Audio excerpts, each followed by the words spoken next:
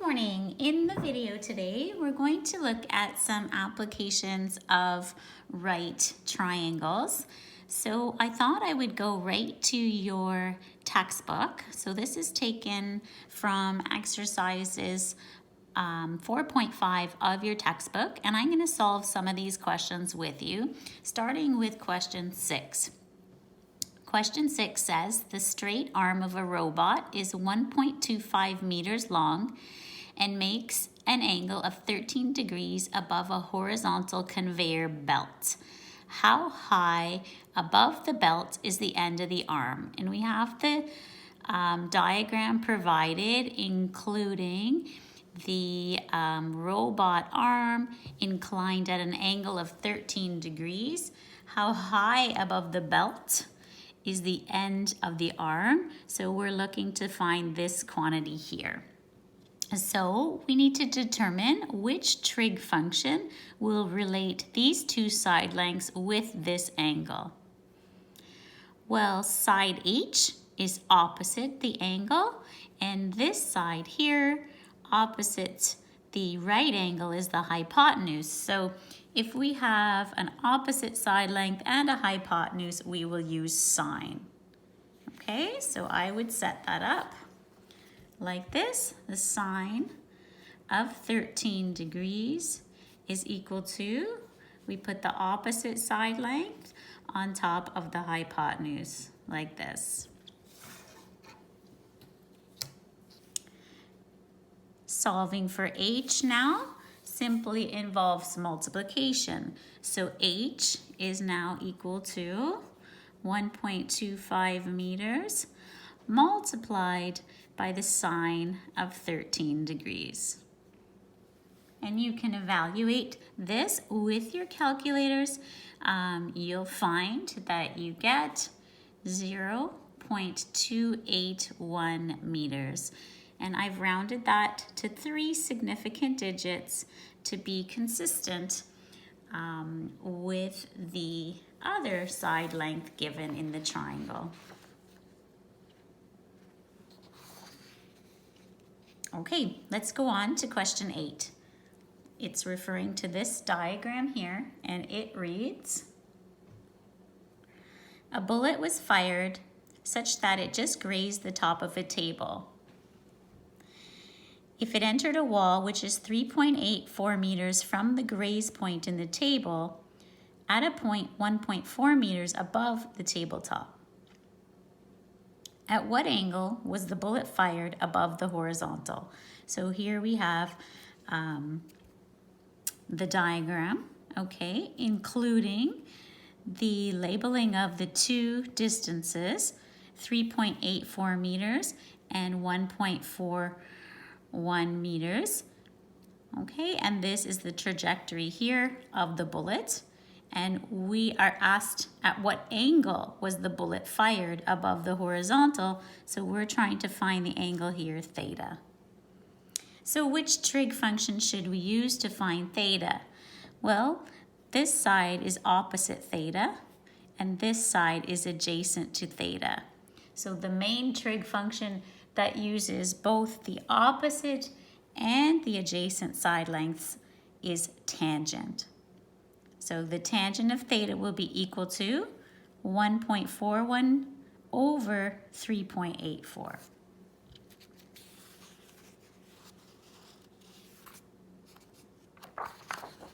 Okay, so we have the tangent of theta is equal to, so we put the opposite side length here, 1.41 meters. And underneath it, the adjacent side, 3.84 meters.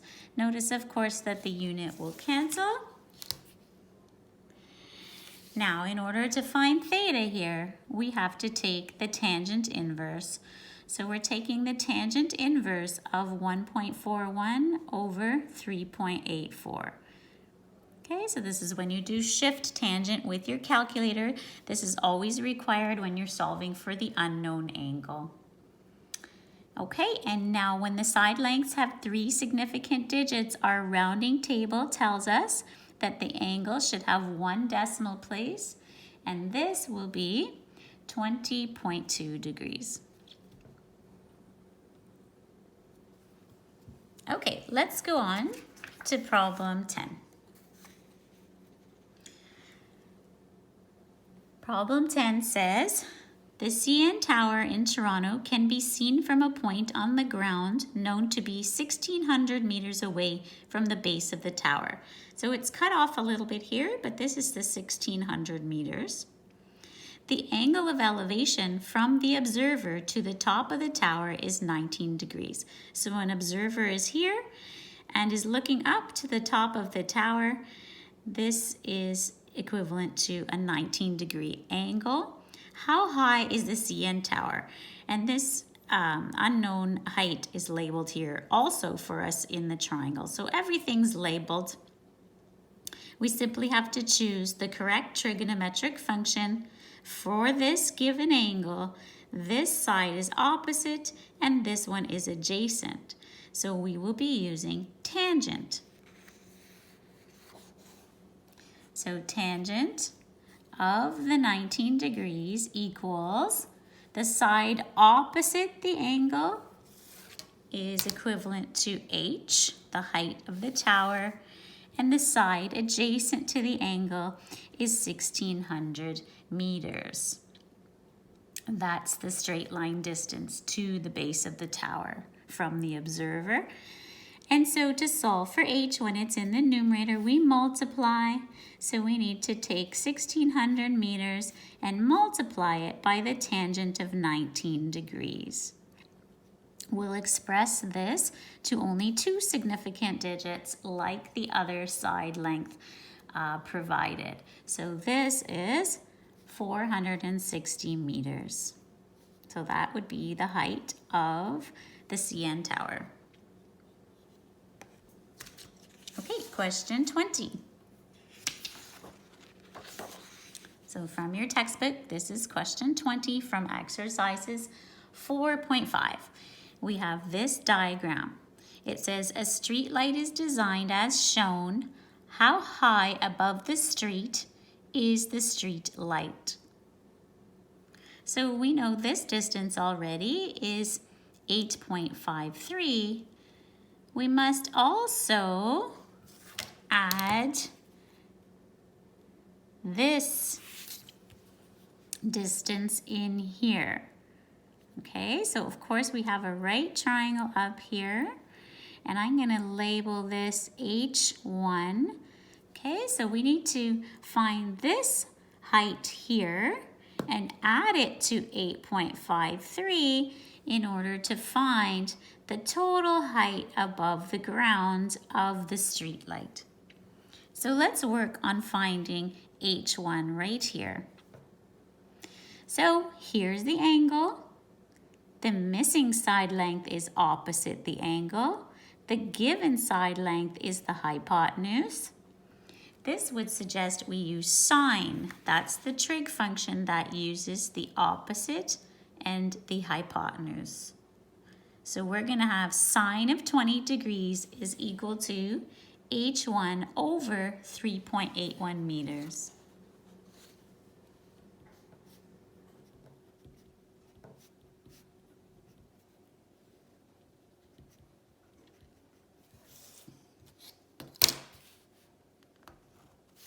Okay, so we are going to now multiply in order to find that height H1.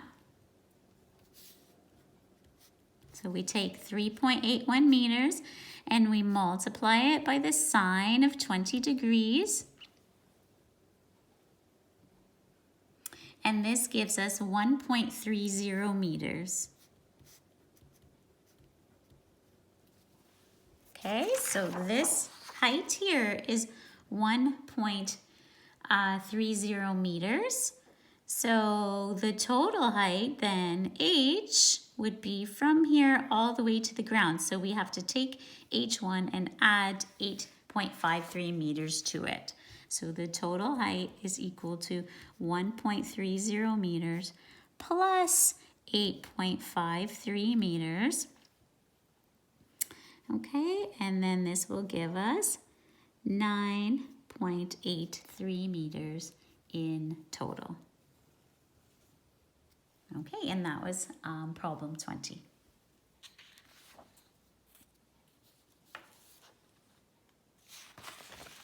Okay, the next one I'd like to look at is problem 22. Okay, so this problem reads, and it's referring to this diagram, part of the Tower Bridge in London is a drawbridge.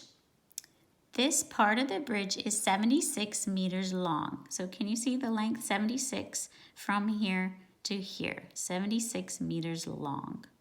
Okay, so when the bridge is closed, that's the length of the bridge.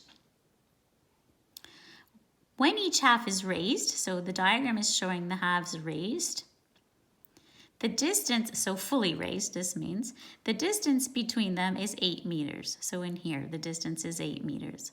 What angle does each half make with the horizontal? So we're looking for the angle down in here, okay? An angle right here, or on this side, the angle right there when the bridge is open. So what I'm gonna do is draw on our page a triangle that corresponds to one side of the bridge being open. Okay, so let's start with that. So this is for problem 22. So I'm going to focus on the left side of the bridge. So that's going to look like something like this, okay?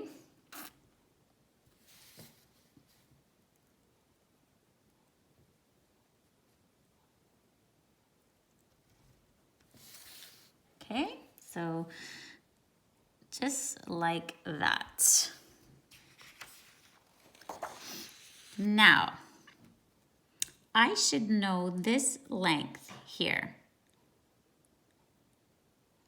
And it should be half of 76, because remember, when these two pieces are down flat, their total length is 76. So that means this length here, which is the hypotenuse of my triangle right now, is half of 76.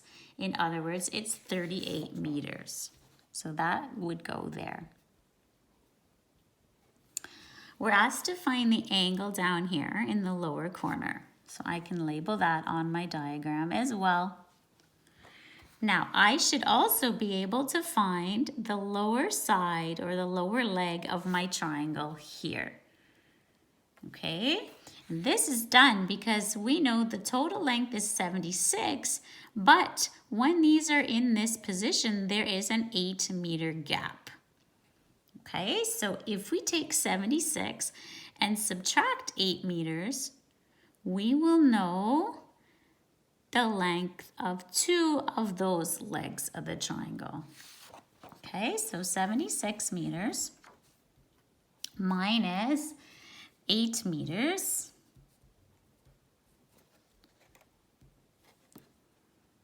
is where we began this problem. Okay, so that's going to be 68 meters.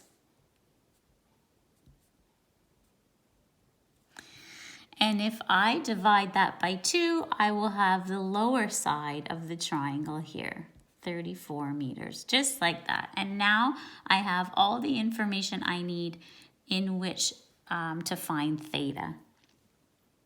Okay, so theta then, which trig function shall I use? I have an adjacent side length together with a hypotenuse, so that means I should use cosine. The cosine of the angle is 34 meters divided by 38 meters. Meters, of course, will cancel. And so how do I find the angle? I have to use the cosine inverse. So shift cosine with the calculator. Remember, if you like, you can use your fraction button. So I'll just show you shift cosine 34 over 38. Okay, and there is my angle measured there. And the sides all had, well, I'm going to treat the sides as though they have 3 significant digits. And so this means I'm going to round my angle to the nearest tenth, so that's 26.5 degrees.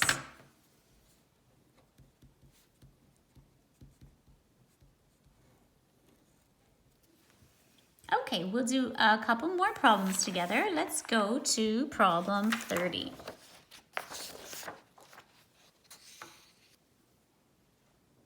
All right, problem 30 says the ratio of the width to the height of an HD TV screen is 16:9. What is the angle between the width and a diagonal of the screen to the nearest tenth of a degree? Okay, so we're going to have a rectangle. We're going to be finding an angle between the width and the diagonal. So let's begin with a diagram. So this question doesn't provide one, so we're going to draw it ourselves. So I'm not going to draw this to scale, but I'm just going to flop down a rectangle here, okay?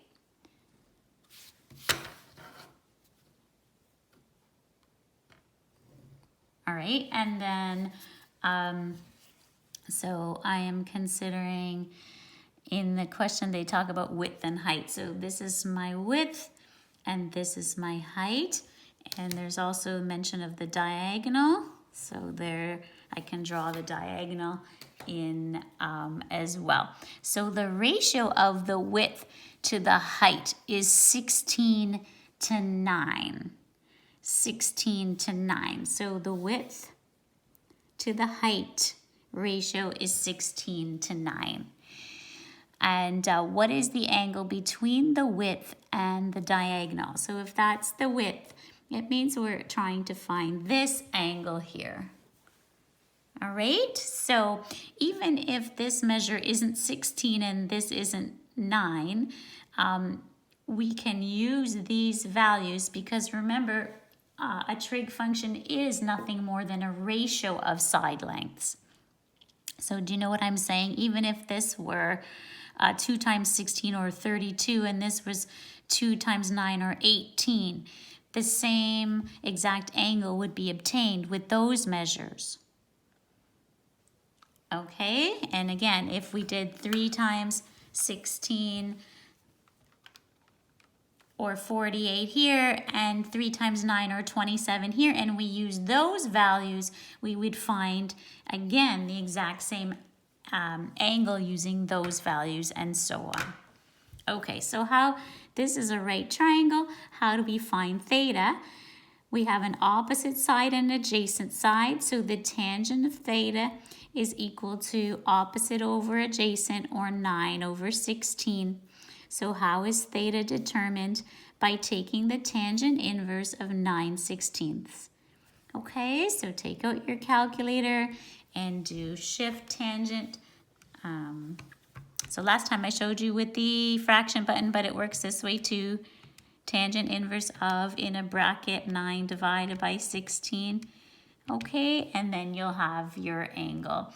So this is 29.4 degrees.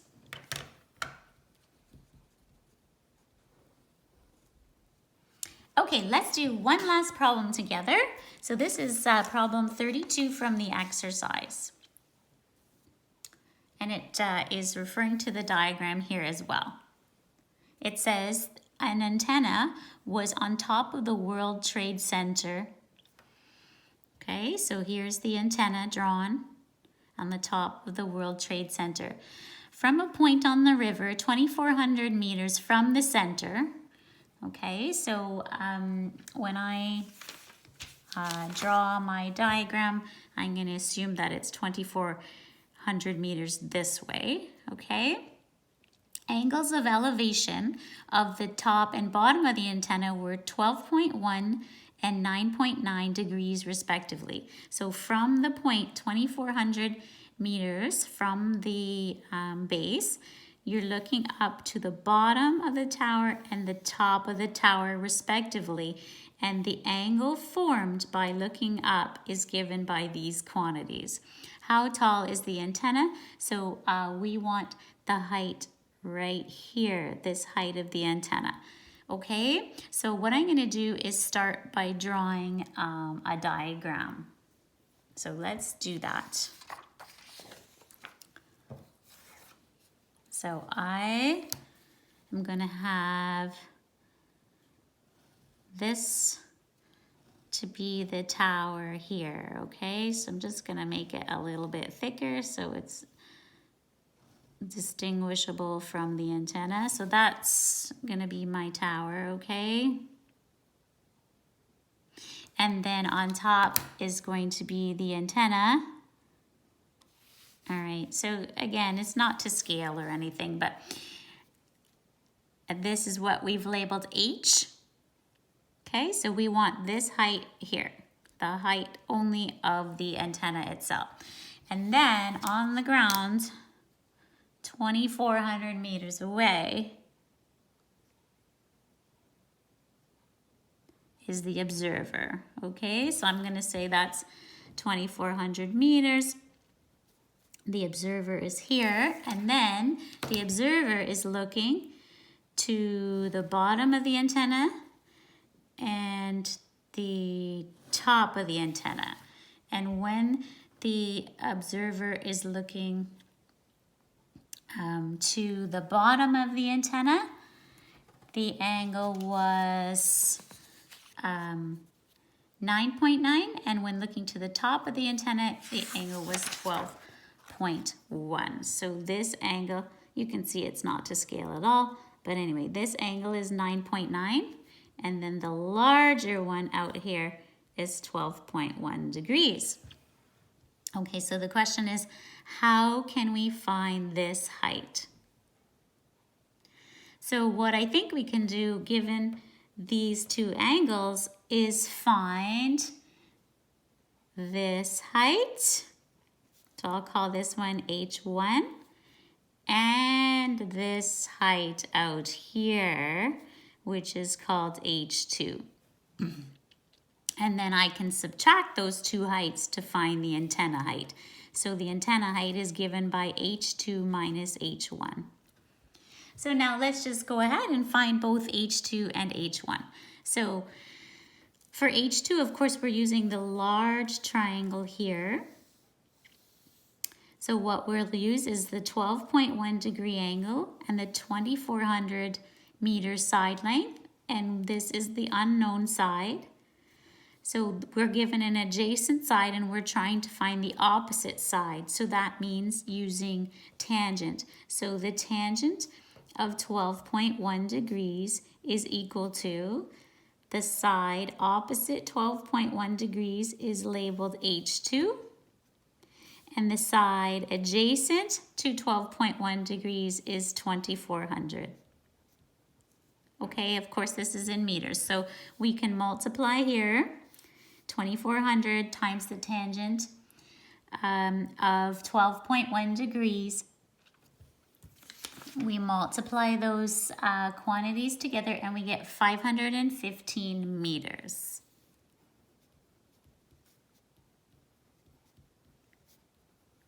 Okay, so just like this, right? 2,400 times the tangent of 12.1. Okay, so that's 515 meters. And now we'll do the same thing to find H1. So we're using the smaller triangle now. And we'll use the tangent of 9.9 degrees instead. So the tangent of 9.9 degrees is the side opposite it, called H1, divided by the side length adjacent to it, which of course is still 2,400 meters. This time, when you multiply 2,400 by the tangent of 9.9 degrees, you would get 419 meters. Okay, and then all we do is take the difference between the two quantities in order to find the height itself.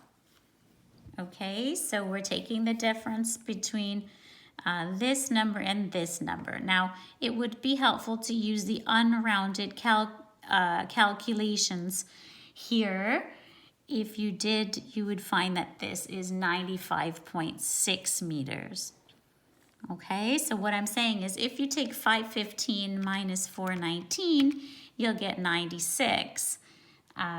But if you actually take 2400 tangent 12.1 minus 2400 tangent 9.9, you can see the difference is 95.6 meters. Okay, so it's just a little bit more accurate. All right, so I think that's enough examples today that we've gone through. Take some time to try some of the suggested problems from your homework. Okay, thanks very much, class. Have a great day.